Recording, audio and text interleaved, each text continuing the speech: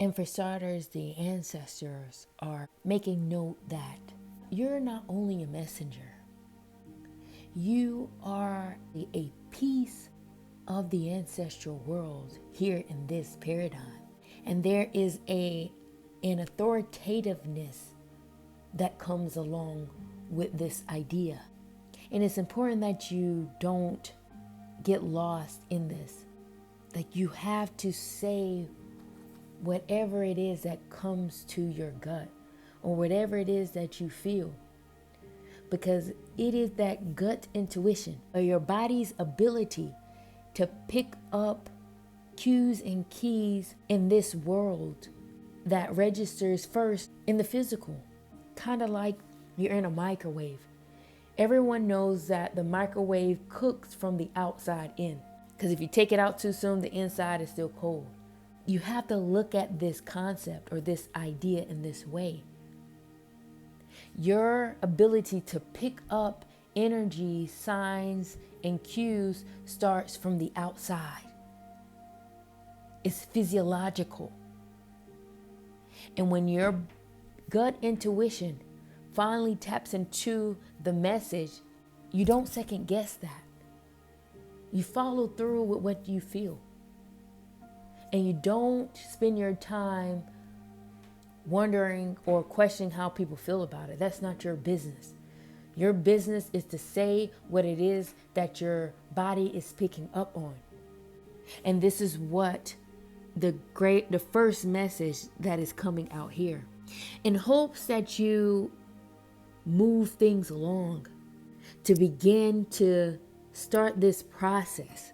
You're picking up on so much signs, cues, and energies from the community and the things around you. Your role or your work lies within the community that is not yet active.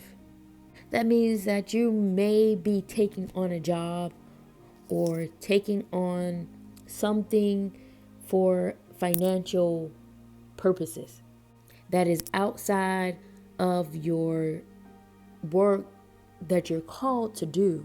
You are a type of person that belongs within your community. A messenger like you has to be at a certain threshold that is able to relay the messages in which you pick up for the community. This type of message rattles your bones. It's the ancientness of who you are that grants you the ability to do this. You can't be a messenger away from your community. You have to be connected some way or another so that the message from the other world that is trying to get to those around you can receive it. Only then you will be able to be as visible in the way in which your personhood could be seen as the true leader that you are. A person of reason, a person of sound mind, a person that speaks from the soul.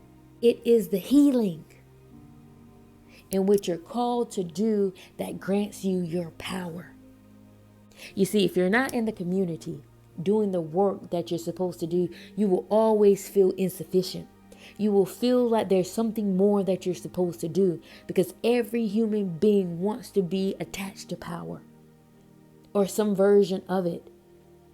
Because if not, you will always feel depleted, energetically drained because of the tirelessly pushing and trying to make money.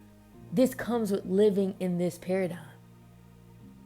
And you need to be attached to a power source. And your power lies in healing. And I know this concept can be difficult for the mind to wrap itself around, because it's like, what is healing?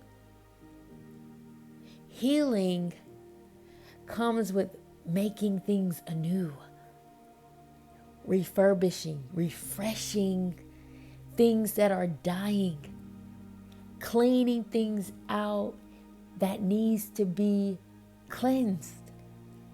And this is where your power is, because you know how to do this.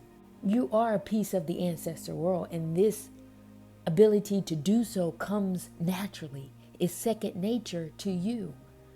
This isn't a job that people apply for. This type of job is inherited. This type of job is something that people are called to do. You're not sensitive to the energies around you for no reason. And what this message is trying to push you towards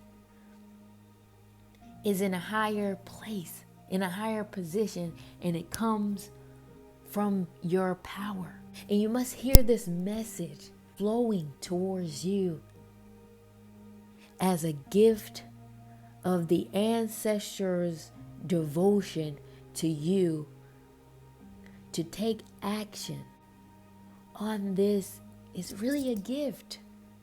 Unbeknownst to you, you have a gift of understanding people. And this is your authentic self. You don't have to be anything other than who you are to do this. You will probably wake up in the morning with a phone call, someone calling you, and instantly you know what to say to lift their spirits, to put them into a higher place and to feel better about themselves. You know this understanding. However, the challenge comes with not you understanding, but it has to do with your ability to see clearly, the access you have with the ability to provide the world with a deep sense of transformation, to elevate them from a lower consciousness to a higher one. This comes with the ability to take action, knowing that this is the very model in which you follow.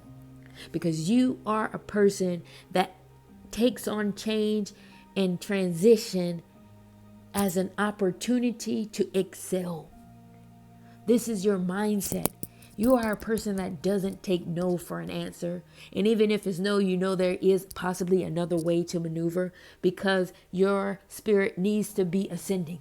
You will always ascend. You will always change whatever that needs to be changed in order for you to sit in a higher position. Period. And you don't question that.